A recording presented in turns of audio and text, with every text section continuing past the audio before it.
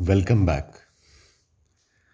तो अभी recently last video जो हुआ उसमें लिगेंड्स के बारे में बताया गया कि लिगेंड्स तीन तरह के होते हैं, नेगेटिवली चार्ज लिगेंड्स, पॉजिटिवली और न्यूट्रल लिगेंड्स, और उनके ऊपर चार्ज बताए गए और उनके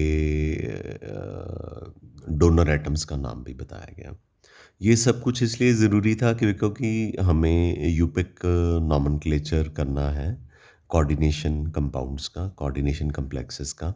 लेकिन कोऑर्डिनेशन कॉम्प्लेक्सेस का नॉमेनक्लेचर करने से पहले हम आज के वीडियो में सबसे पहले जो सेंट्रल मेटल है उसका ऑक्सीडेशन नंबर निकालना सीख लें। लोअर क्लासेस में रिडॉक्स चैप्टर में आपने 11th स्टैंडर्ड में सीखा हुआ है, जैसे कि आपने कॉपर का ऑक्सीडेशन नंबर इस कम्प्लेक्स में निकालना। मैं इसका नाम नहीं ले रहा क्योंकि नेमिंग मुझे अभी सिखानी है। तो जिसका ऑक्सीडेशन नंबर निकालना है उसको एक्स कर लिया, ये अमोनिया। अभी ये जो लास्ट वीडियो हुआ था उसमें बताया था कि अमोनिया न्यूट्रल लिगेंड होता है तो इसके ऊपर कोई चार्ज नहीं है, तो ये ज़ीरो लिख दिया।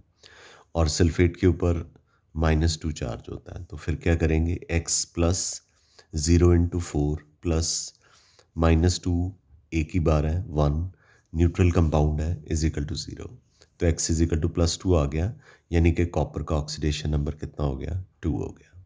That's it, is so simple. लेकिन सिंपल कॉम्प्लेक्स बन जाएगा अगर आपको ये नहीं पता होगा, जो चार्ट मैंने पिछले वीडियो में बताया कि अमोनिया के ऊपर कितना चार्ज होता है। 0 होता है, -1 होता है, -2 होता है, कितना होता है। अगर आपको नहीं पता होगा तो definitely the job is going to be very very difficult for you guys. आगे मैं एक और एग्जांपल ले रहा हूँ। आपने आयरन का ऑक्सीडेशन नंबर K3Fe(C2O4) 3 थ्राइस में निकालना है। मैं अभी भी इसका यूपिक नेम नहीं बता रहा क्योंकि वो नेक्स्ट स्टेप है। तो इसमें आयरन का यानी सेंट्रल मेटल का ऑक्सीडेशन नंबर निकालना है। और ये मैंने अच्छी तरह से कल के वीडियो में बताया था कि स्क्वायर ब्रैकेट जब शुरू होता है, स्क्वायर ब्रैकेट के बाहर नहीं, स्क्वायर ब्रैकेट के अंदर इमीडिएटली जो मेटल होता है उसी को सेंट्रल मेटल कहते हैं। अगर कोई मेटल बाहर हो उसे काउंटर आयन या आयनाइजेशन अफेयर कहते हैं। तो आयरन का ऑक्सीडेशन नंबर निकालना है, तो यहाँ पे मैंने लिख ही दिया है कि पोटाशियम का +1 होता है, आयरन का हमने निकालना है। ये ऑक्सालेट है, ऑक्सालेट मैंने चार्ट आपको बताया, ऑक्सालेटो इसको पढ़ा जाता है और इसके ऊपर -2 चार्ज होता है। +1 को 3 से मल्टीप्लाई कीजिए, फिर प्लस करके एक्स लिखिएगा, फिर ऑक्सालेट का -2 को 3 से मल्टीप्लाई कीजिएगा इज इक्वल टू 0। तो एक्स कितना आ गया, +3 आ गया आपका। इस तरह से हमने ऑक्सीडेशन नंबर जो है सेंट्रल मेटल का निकाल लिया। क्यों निकाल रहे हैं, बिकॉज जब हमने इनके यूपिक नेमिंग पढ़नी है, अभी शुरू करनी है इसके बाद इमीडिएटली, तो उसमें ऑक्सीडेशन नंबर हर मेटल के सेंट्रल मेटल के बाद लिखना होता है। आगे हमने कोबाल्ट का ऑक्सीडेशन नंबर, सेंट्रल मेटल का ऑक्सीडेशन नंबर इस कम्प्लेक्स में निकालना है।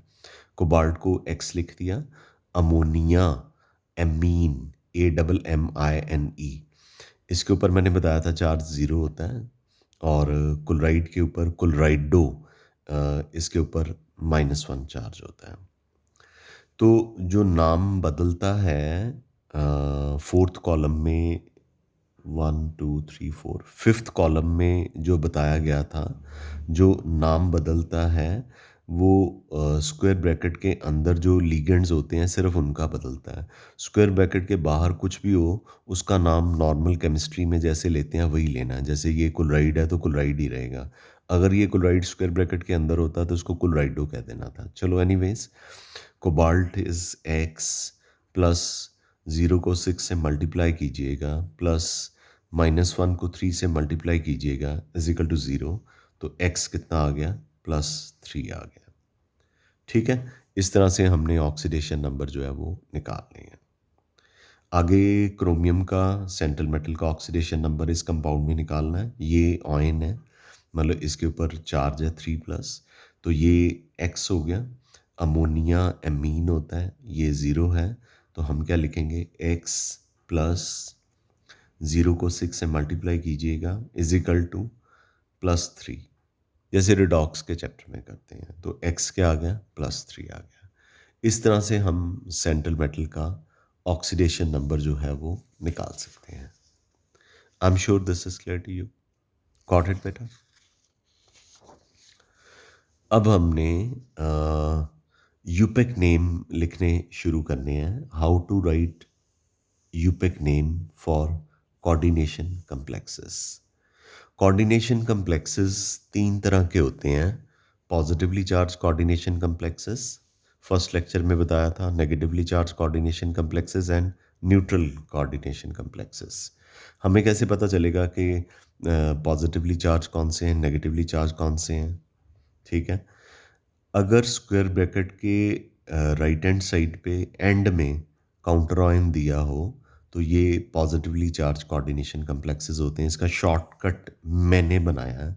तो जब भी आपने किसी पॉजिटिवली चार्ज कोऑर्डिनेशन कम्प्लेक्स का यूपेक नेम लिखना है तो सबसे पहले कोऑर्डिनेशन नंबर लिखना है, फिर लिगेंड ज़्यादा हो सकते हैं उनको अल्फ़ाबेटिकल ऑर्डर में लिखना है, फिर सेंट्रल मेटल का नाम लिखना है, फिर सेंट्रल मेटल का नाम लिखने के बाद ब्रैकेट में ऑक्सीडेशन नंबर लिखना है और वो ऑक्सीडेशन नंबर रोमन न्यूमरल्स में लिखना है, फिर काउंटर आयन का नाम लिखना है। ठीक है, तो अगर काउंटर आयन स्क्वायर ब्रैकेट के राइट साइड पे है, ठीक है, जैसे मैं ये बताता हूँ, ये देखिए ये काउंटर आयन है ना, है ना, है ना। काउंटर आयन क्या होता है, जो के स्क्वायर ब्रैकेट के बाहर होता है। ये स्क्वायर ब्रैकेट के राइट हैंड साइड पे है और ये नेगेटिवली चार्ज है, तो ऑब्वियसली ये वाला पार्ट जो है वो क्या होगा, पॉजिटिवली चार्ज। तो मतलब कोऑर्डिनेशन कम्प्लेक्स जो है वो पॉजिटिवली चार्ज है।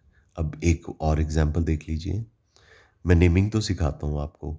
यहाँ पे जो काउंटर आयन है ये पोटाशियम है, ये पॉजिटिवली चार्ज है और ये स्क्वायर ब्रैकेट के लेफ्ट हैंड साइड पे है। अगर स्क्वायर ब्रैकेट के शुरू होने से पहले कोई मेटल प्रेजेंट है तो ये जो स्क्वायर ब्रैकेट वाला कोऑर्डिनेशन कम्प्लेक्स है ये अनायनिक इन नेचर है। और अगर काउंटर आयन स्क्वायर ब्रैकेट के राइट हैंड साइड पे है तो ये कोऑर्डिनेशन कम्प्लेक्स स्क्वायर ब्रैकेट वाला कटायनिक कोऑर्डिनेशन कम्प्लेक्स है। और अगर ना लेफ्ट साइड पे कोई चार्ज काउंटर आयन हो ना राइट साइड पे हो, फिर उस केस में उसको न्यूट्रल कोऑर्डिनेशन कम्प्लेक्स कहते हैं। ठीक है, तो चलते हैं आगे कि अगर आपके पास कटायनिक कोऑर्डिनेशन कम्प्लेक्स है, यानी कि काउंटर आयन सबसे लास्ट में दिया हुआ है, ये तो याद कर सकते हो ना, काउंटर आयन सबसे लास्ट में दिया हुआ है, स्क्वायर ब्रैकेट के राइट हैंड साइड पे दिया हुआ है, तो वो कटायनिक कोऑर्डिनेशन कम्प्लेक्स होता है। सबसे पहले कोऑर्डिनेशन नंबर लिखना है, फिर लिगेंड का नाम अल्फ़ाबेटिकल ऑर्डर में लिखना है, फिर सेंट्रल मेटल लिखना है, फिर ऑक्सीडेशन नंबर रोमन न्यूमरल में लिखना है ब्रैकेट के अंदर, राउंड ब्रैकेट के अंदर, फिर काउंटर आयन का नाम एज यूजुअल लिखना है। मैं आपको इसकी एग्जांपल्स कराता हूँ। पहली एग्जांपल है, स्क्वायर ब्रैकेट के अंदर कोबाल्ट है, 4 अमोनिया है और स्क्वायर ब्रैकेट के बाहर सल्फेट है। अब सल्फेट जो है वो काउंटर आयन है, ये स्क्वायर ब्रैकेट के राइट हैंड साइड पे है ना। अगर काउंटर आयन स्क्वायर ब्रैकेट के राइट हैंड साइड पे है तो ये जो कॉम्प्लेक्स है ये कटायनिक है। ठीक है, तो फिर हमने जो रूल मैंने आपको पीछे बताया उसको फॉलो करना है। उस रूल में बताया गया था सबसे पहले कोऑर्डिनेशन नंबर लिखना है, फिर लिगेंड्स का नाम। पहले आप इतना कीजिए, कोऑर्डिनेशन नंबर कौन सा है, ये है, कितना है, 4, टेट्रा।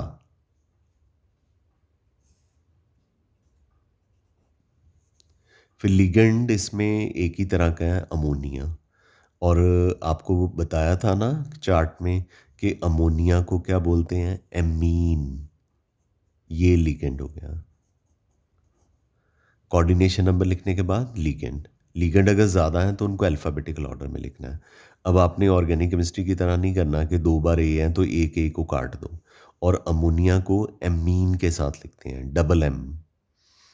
फिर सेंट्रल मेटल।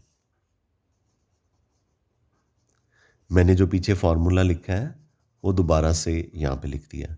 पहले कोऑर्डिनेशन नंबर, फिर लिगेंड का नाम, फिर सेंट्रल मेटल का नाम, फिर इसका ऑक्सीडेशन नंबर अभी आपको कैलकुलेट करना सिखाया वो राउंड ब्रैकेट में। इसको एज यूजुअल बोल देना है सल्फेट, मतलब जैसे केमिस्ट्री में बोलते हो सल्फेट को सल्फेट ही बोल देना है। ठीक है, तो ये काउंटर आयन है। That's it, it's so simple. तो इसका मतलब कि यूपिक नेम लिखते वक्त आपको क्या चीज़ पता होनी चाहिए? लीगेंड, लीगेंड का नाम क्या है कोऑर्डिनेशन कम्प्लेक्स में, ऑक्सीडेशन नंबर निकालना आना चाहिए, और लिगेंड के ऊपर चार्ज कितना होता है। तो अमोनिया के ऊपर तो ज़ीरो चार्ज होता है, ठीक है, और सल्फेट के ऊपर जैसे -2 चार्ज होता है, ठीक है, और कोबाल्ट का ऑक्सीडेशन नंबर हमने निकाला तो +2 निकला, तो उसको रोमन न्यूमरल में ब्रैकेट के अंदर लिख दिया। आगे चलते हैं।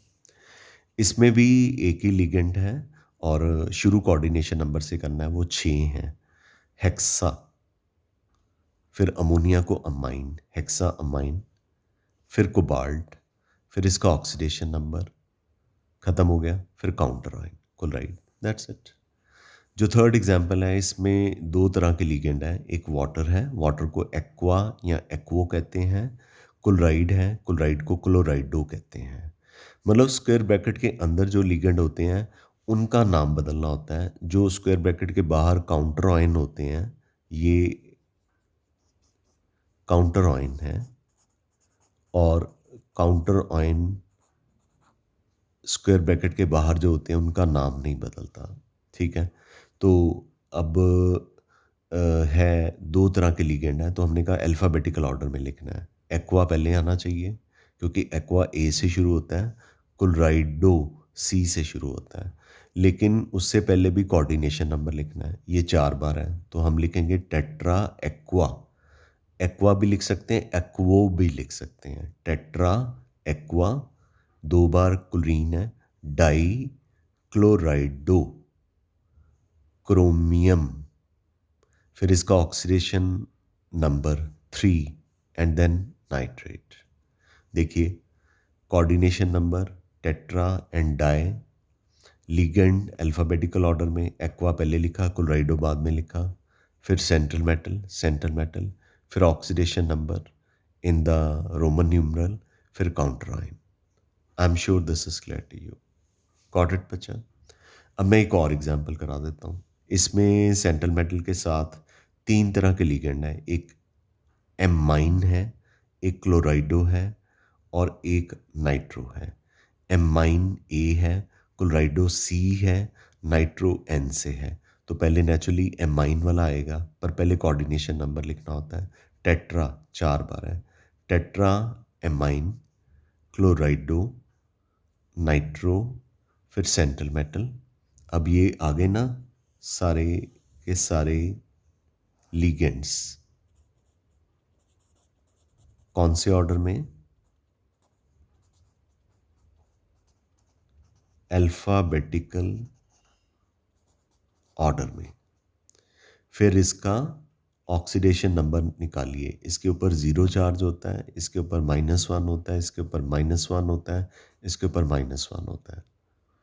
ठीक है, तो निकालेंगे तो +3 निकलेगा, वो 3 लिख दिया, ये नाइट्रेट है। काउंटर आयन को कुछ भी आपने नहीं करना।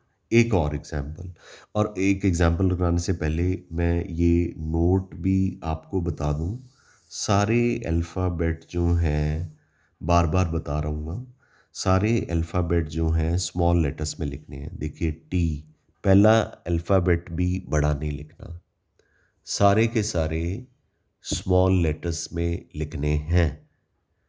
टेट्रा का टी छोटा है, एमाइन सारे छोटे हैं, TETRAMMINECHLORIDONITROBALT। बताइए कोई भी बड़ा अल्फ़ाबेट है इसमें? नहीं है ना।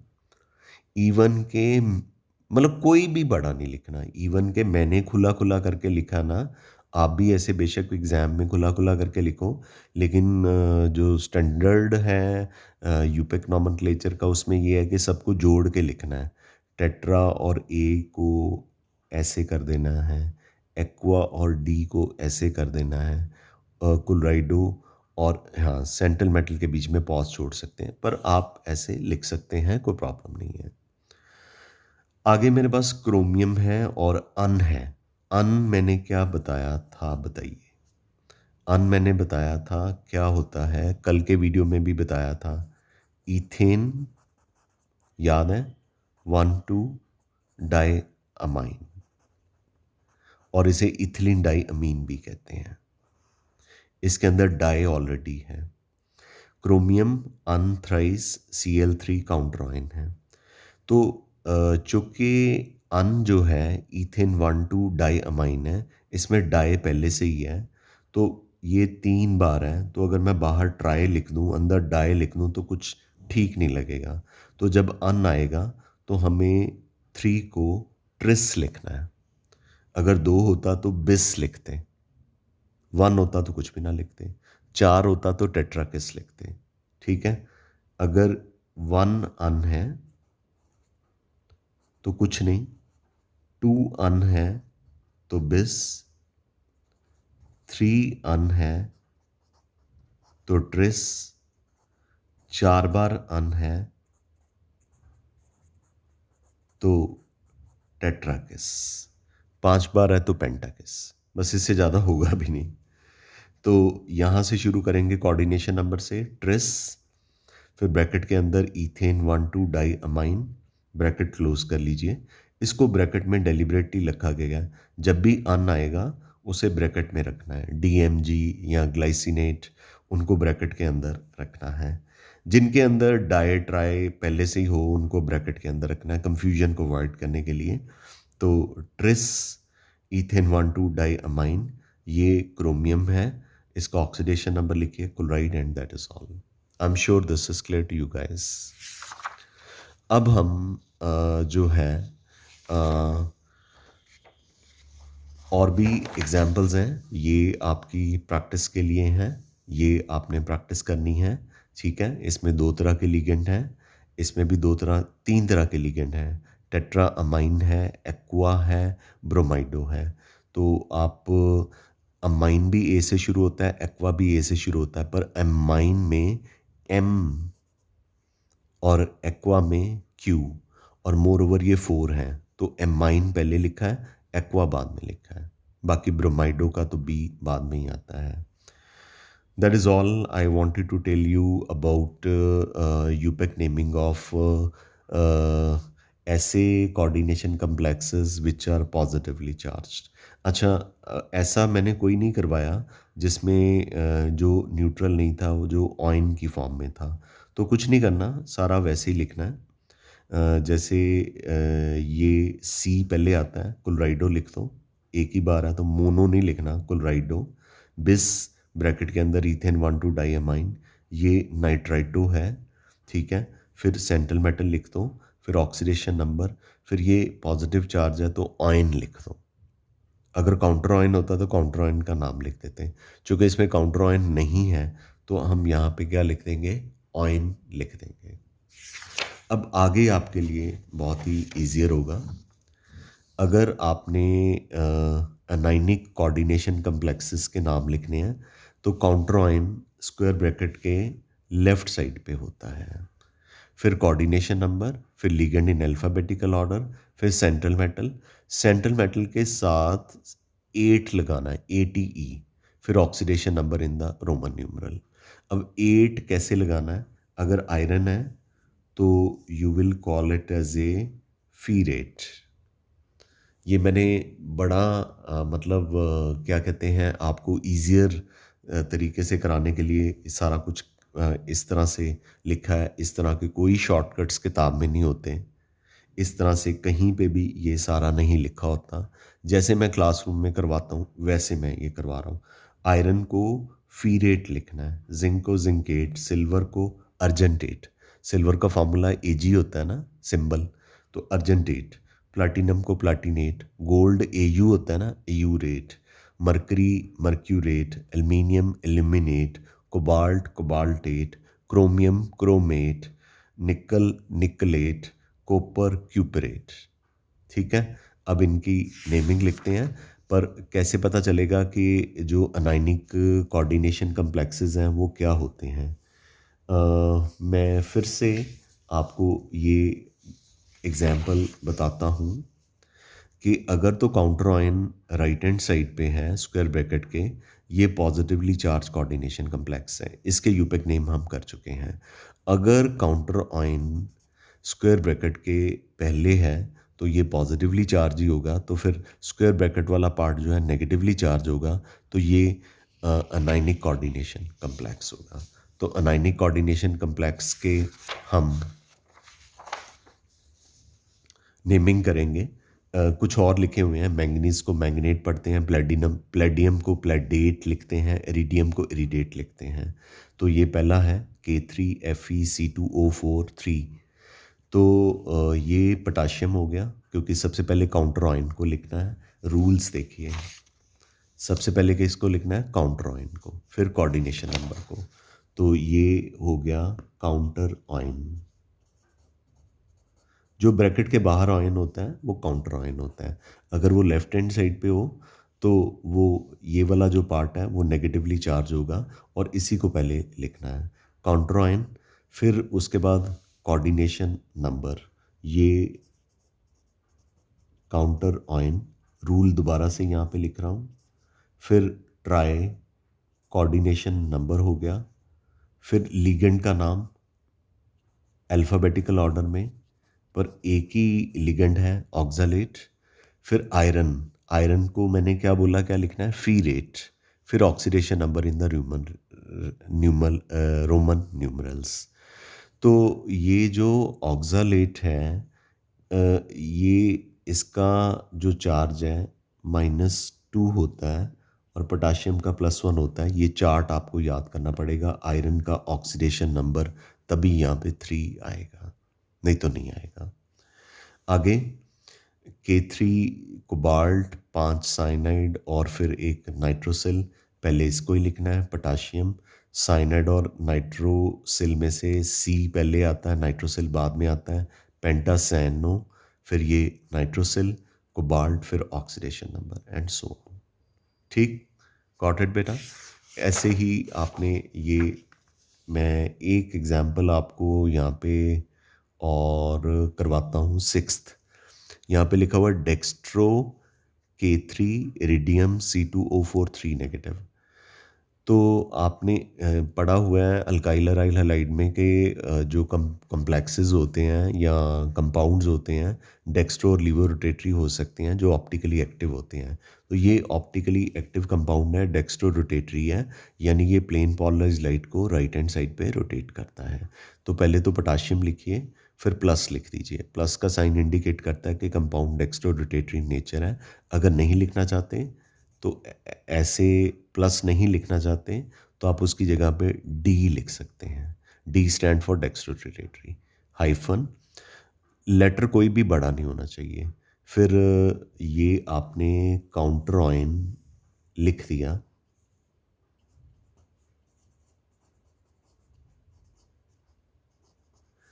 प्लस आपने ऑप्टिकल एक्टिविटी भी लिख दी। फिर उसके बाद आपने कोऑर्डिनेशन नंबर लिखना है।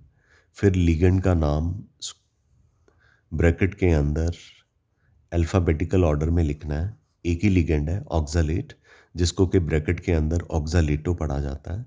फिर उसके बाद इरिडियम है, इरिडियम को इरिडियम नहीं लिखना, इरिडेट लिखना है।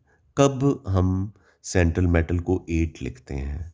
कब लिखते हैं? जब इसके पहले भी, सेंट्रल मेटल के पहले भी स्क्वायर ब्रैकेट के लेफ्ट साइड पे काउंटर आयन में भी मेटल प्रेजेंट हो, और और राउंड ब्रैकेट में आपने इसका क्या लिखना है? आपने इसका ऑक्सीडेशन नंबर लिखना है। कुछ कंपाउंड्स के कॉमन नेम बड़े फेमस हैं, जैसे K4FeCN6 पोटाशियम हेक्सासाइनोफिरेट को पोटाशियम फेरोसाइनाइड कहा जाता है। K3FeCN6 यानी कि पोटाशियम हेक्सासाइनोफिरेट 3 को पोटाशियम फेरीसाइनाइड कहा जाता है। Na2FeCN5NO को सोडियम नाइट्रोप्रोसाइड कहा जाता है। ये इनके कॉमन नेम है। मेरे पास यूपेक नेमिंग में अब जो लास्ट बचा, जो सबसे सिंपल है, वो है न्यूट्रल कोऑर्डिनेशन कॉम्प्लेक्सेस के यूपेक नेमिंग।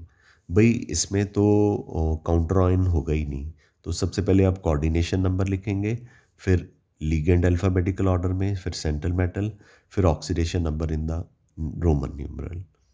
तो ऐसे कोऑर्डिनेशन कॉम्प्लेक्सेस के पास कोई भी सच coordination complexes do not have any counter ion। इनके पास कोई भी काउंटर आयन नहीं होता। तो इसका नाम, पहले तो आपने कोऑर्डिनेशन नंबर ही लिखना है। ये देखिए, ये 4 है, टेट्रा। कार्बन मोनोऑक्साइड को कार्बोनिल कहते हैं, इसके ऊपर ज़ीरो चार्ज होता है। ये आपने चार्ट याद करना है। फिर सेंट्रल मेटल निकल, और ज़ीरो को 4 से मल्टीप्लाई करोगे तो ज़ीरो ही आएगा, तो इसके ऊपर कोई ऑक्सीडेशन नंबर नहीं है। आगे हैं NiDMg ट्वाइस। मैंने चार्ट में बताया था पिछले वीडियो में, DMg stand for di methyl ग्लाई ऑक्सीमेटो, और इसके ऊपर -2 चार्ज होता है। एक नाइट्रोजन डोनेट करता है, डोनर एटम एक नाइट्रोजन होता है, और एक इसमें डोनर एटम जो है वो ऑक्सीजन होता है। ठीक है, तो ये इसके अंदर डाई मिथाइल, डाई पहले से ही है ना, तो जब मैंने कहा था कि किसी लिगेंड में डाई ट्राई टेट्रा पहले से ही हो, तो बाहर वाला जो 2 है उसे बिस लिखना है, 3 को ट्रिस लिखना है, 4 को टेट्राकिस लिखना है। तो you will start from here, you right बिस, फिर डाई मिथाइल ग्लाई ऑक्सीमेटो, फिर निकल। इसके ऊपर चार्ज आपको पता होना चाहिए, तो तभी आपका ये ऑक्सीडेशन नंबर जो है वो 2 निकलेगा। आई एम वेरी श्योर कि आपको ये यूपेक नेमिंग अच्छे से समझ लग गई होगी। इसके बाद ही हम अगला काम जो है वो कर सकते हैं। मैंने और भी एग्जांपल्स दी हैं, आप इनको कीजिएगा। और कुछ एग्जांपल्स के ऊपर जैसे चार्जेस आपको नहीं पता हो सकते, जैसे ये साइक्लोपेंटा डाई इनाइल है, ये चार्ट में भी नहीं है पर ये पेपर में आया हुआ है, तो इसके ऊपर चार्ज जो है -1, स्कूल पेपर्स में आया हुआ है, -1 इसके ऊपर चार्ज होता है, मैंने डाल दिया है। ट्राइफिनाइल फॉस्फेन चार्ट में दिया हुआ है, इसके ऊपर कोई चार्ज नहीं होता, मैंने लिख दिया है। कार्बन मोनोऑक्साइड यानी कार्बोनिल के ऊपर कोई चार्ज नहीं होता, लिख दिया है। ठीक है, sixth and last but not the least, इसमें ना कार्बोनिल ग्रुप 9 टाइम्स है, 3 3 3, और आयरन 2 बार है। तो ये यूनिक है, डाई आयरन, 2 बार आयरन। En, en stand for 9, ea, और ये कार्बोनिल 9 बार है, 3 3 3, ennea carbonyl is stand for 9 in number। With this, I would like to take a leave from you. I knew lecture required lot of attention and lot of concentration to understand, but is easier if you remember the chart. If you do not remember the chart, I'm sorry guys, I'll not be able to help you. You have to remember the chart. Got it, bacha? Thank you very much. We call it a day. Love you all. See you tomorrow.